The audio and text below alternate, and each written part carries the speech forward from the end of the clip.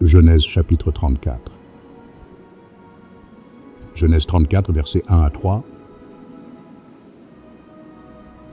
Dina, la fille que Léa avait enfantée à Jacob, sortit pour voir les filles du pays. Elle fut aperçue de Sichem, fils de Hamor, prince du pays. Il l'enleva, coucha avec elle et la déshonora. Son cœur s'attacha à Dina, fille de Jacob.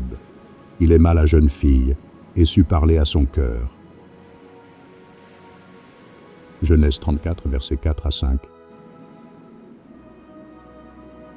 Et Sichem dit à Hamor son père, « Donne-moi cette jeune fille pour femme. » Jacob apprit qu'il avait déshonoré Dina, sa fille. Et comme ses fils étaient au champ avec son troupeau, Jacob garda le silence jusqu'à leur retour. Genèse 34, versets 6 à 7. Hamor, père de Sichem, se rendit auprès de Jacob pour lui parler. Et les fils de Jacob revenaient des champs lorsqu'ils apprirent la chose.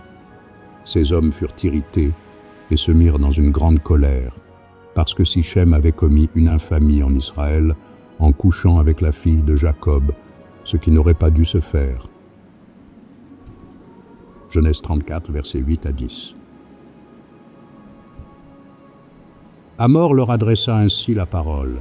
« Le cœur de Sichem, mon fils, s'est attaché à votre fille. Donnez-la lui pour femme, je vous prie. Alliez-vous avec nous.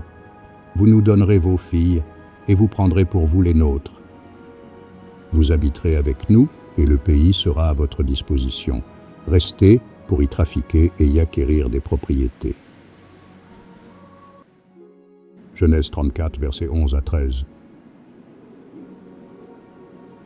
Sichem dit au père et aux frères de Dina, « Que je trouve grâce à vos yeux, et je donnerai ce que vous me direz. Exigez de moi une forte dot et beaucoup de présents, et je donnerai ce que vous me direz. Mais accordez-moi pour femme la jeune fille. » Les fils de Jacob répondirent et parlèrent avec ruse à Sichem et à Hamor, son père, parce que Sichem avait déshonoré Dina, leur sœur. Genèse 34, versets 14 à 17. Ils leur dirent, « C'est une chose que nous ne pouvons pas faire, que de donner notre sœur à un homme incirconcis, car ce serait un opprobre pour nous. Nous ne consentirons à votre désir qu'à la condition que vous deveniez comme nous, et que tout mâle parmi vous soit circoncis. Nous vous donnerons alors nos filles, et nous prendrons pour nous les vôtres. Nous habiterons avec vous, et nous formerons un seul peuple. Mais si vous ne voulez pas nous écouter et vous faire circoncire, nous prendrons notre fille et nous nous en irons. » Genèse 34, versets 18 à 19. Leurs paroles eurent l'assentiment de Hamor et de Sichem, fils de Hamor. Le jeune homme ne tarda pas à faire la chose, car il aimait la fille de Jacob. Il était considéré de tous dans la maison de son père. Genèse 34, versets 20 à 22. Hamor et Sichem, son fils, se rendirent à la porte de leur ville, et ils parlèrent ainsi aux gens de leur ville. « Ces hommes sont paisibles à notre égard, qu'ils restent dans le pays et qu'ils y trafiquent. Le pays est assez vaste pour eux. Nous prendrons pour femmes leurs filles, et nous leur donnerons nos filles. Mais ces hommes ne consentiront à habiter avec nous, pour former un seul peuple, qu'à la condition que tout mâle parmi nous soit circoncis, comme ils sont eux-mêmes circoncis. » Genèse 34, versets 23 à 24. Leurs troupeaux, leurs biens et tout leur bétail ne seront-ils pas à nous? Acceptons seulement leurs conditions pour qu'ils restent avec nous. Tous ceux qui étaient venus à la porte de la ville écoutèrent Hamor et Sichem, son fils. Et tous les mâles se firent circoncire, tous ceux qui étaient venus à la porte de la ville. Genèse 34, versets 25 à 27. Le troisième jour, pendant qu'ils étaient souffrants, les deux fils de Jacob, Siméon et Lévi, frères de Dina, prirent chacun leur épée, tombèrent sur la ville qui se croyait en sécurité, et tuèrent tous les mâles. Ils passèrent aussi au fil de l'épée Hamor et Sichem, son fils. Ils enlevèrent Dina de la maison de Sichem et sortirent. Les fils de Jacob se jetèrent sur les morts et pillèrent la ville parce qu'on avait déshonoré leur sœur. Genèse 34, versets 28 à 31. Ils prirent leurs troupeaux, leurs bœufs et leurs ânes, ceux qui étaient dans la ville et ceux qui étaient dans les champs. Ils emmenèrent comme butin toutes leurs richesses, leurs enfants et leurs femmes, et tout ce qui se trouvait dans les maisons. Alors Jacob dit à Siméon et à Lévi, « Vous me troublez en me rendant odieux aux habitants du pays, aux Cananéens et aux Phéréziens. Je n'ai qu'un petit nombre d'hommes, et ils se rassembleront contre moi. Ils me frapperont, et je serai détruit, moi et ma maison. » Ils répondirent, « Traitera-t-on notre sœur comme une prostituée ?» Genèse chapitre 35. Genèse 35, versets 1 à 3. Dieu dit à Jacob, « Lève-toi, monte à Béthel et demeure-y. Là, tu dresseras un autel au Dieu qui t'apparut lorsque tu fuyais Ésaü, ton frère. » Jacob dit à sa maison et à tous ceux qui étaient avec lui, « ôtez les dieux étrangers qui sont au milieu de vous, purifiez-vous et changez de vêtements. Nous nous lèverons et nous monterons à Béthel. Là, je dresserai un autel au Dieu qui m'a exaucé dans le jour de ma détresse et qui a été avec moi pendant le voyage que j'ai fait. » Genèse 35, versets 4 à 5. Ils donnèrent à Jacob tous les dieux étrangers qui étaient entre leurs mains et les anneaux qui étaient à leurs oreilles. Jacob les enfouit sous le térébinthe qui est près de Sichem. Ensuite ils partirent. La terreur de Dieu se répandit sur les villes qui les entouraient, et l'on ne poursuivit point les fils de Jacob. Genèse 35, versets 6 à 8. Jacob arriva, lui et tous ceux qui étaient avec lui, à Luz, qui est Béthel, dans le pays de Canaan. Il bâtit là un autel, et il appela ce lieu El-Béthel, car c'est là que Dieu s'était révélé à lui lorsqu'il fuyait son frère. Déborah, nourrice de Rebecca, mourut, et elle fut enterrée au-dessous de Béthel, sous le chêne auquel on a donné le nom de chêne des pleurs. Genèse 35, versets 9 à 12. Dieu apparut encore à Jacob après son retour de Padan-Aram, et il le bénit. Dieu lui dit, « Ton nom est Jacob. Tu ne seras plus appelé Jacob, mais ton nom sera Israël. » Et il lui donna le nom d'Israël. Dieu lui dit, « Je suis le Dieu Tout-Puissant, sois fécond et multiplie. Une nation et une multitude de nations naîtront de toi, et des rois sortiront de tes reins. Je te donnerai le pays que j'ai donné à Abraham et à Isaac, et je donnerai ce pays à ta postérité après toi. » Genèse 35, versets 13 à 15. Dieu s'éleva au-dessus de lui, dans le lieu où il lui avait parlé.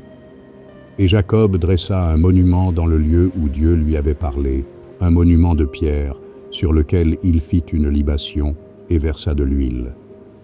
Jacob donna le nom de Béthel au lieu où Dieu lui avait parlé. Genèse 35, versets 16 à 18.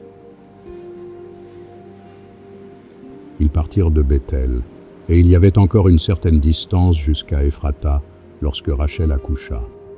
Elle eut un accouchement pénible, et pendant les douleurs de l'enfantement, la sage-femme lui dit, « Ne crains point, car tu as encore un fils. » Et comme elle allait rendre l'âme, car elle était mourante, elle lui donna le nom de Ben-Oni, mais le père l'appela Benjamin. Genèse 35, versets 19 à 21. Rachel mourut, et elle fut enterrée sur le chemin d'Ephrata, qui est Bethléem. Jacob éleva un monument sur son sépulcre, c'est le monument du sépulcre de Rachel, qui existe encore aujourd'hui. Israël partit, et il dressa sa tente au-delà de Migdal-Éder. Genèse 35, versets 22 à 26. Pendant qu'Israël habitait cette contrée, Ruben alla coucher avec Bila, concubine de son père, et Israël la prit. Les fils de Jacob étaient au nombre de 12. Fils de Léa, Ruben, premier-né de Jacob, Siméon, Lévi, Juda, Issachar et Zabulon. Fils de Rachel, Joseph et Benjamin. Fils de Bila, servante de Rachel, Dan et Nephtali. Fils de Zilpa, servante de Léa, Gad et Azer. Ce sont là les fils de Jacob qui lui naquirent à Padan Aram. Genèse 35, versets 27 à 29. Jacob arriva auprès d'Isaac, son père, à Mamré, à Kirjat Arba, qui est Hébron, où avaient séjourné Abraham et Isaac. Les jours d'Isaac furent de 180 ans. Il expira et mourut, et il fut recueilli auprès de son peuple, âgé et rassasié de jours, et Ésaü et Jacob, ses fils, l'enterrèrent. Genèse chapitre 36. Genèse 36, versets 1 à 3. Voici la postérité d'Ésaü, qui est Édom. Ésaü prit ses femmes parmi les filles de Canaan.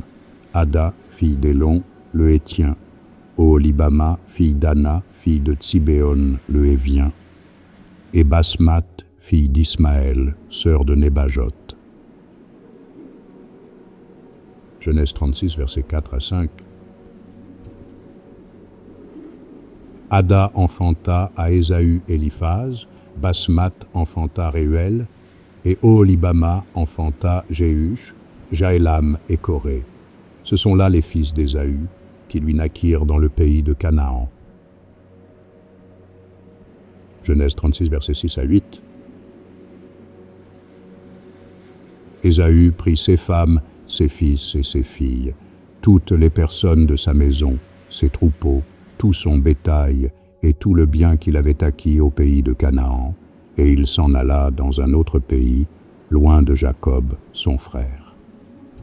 Car leur richesse était trop considérable pour qu'ils demeurassent ensemble, et la contrée où ils séjournaient ne pouvait plus leur suffire à cause de leurs troupeaux. Ésaü s'établit dans la montagne de Séhir. Ésaü, c'est Édom.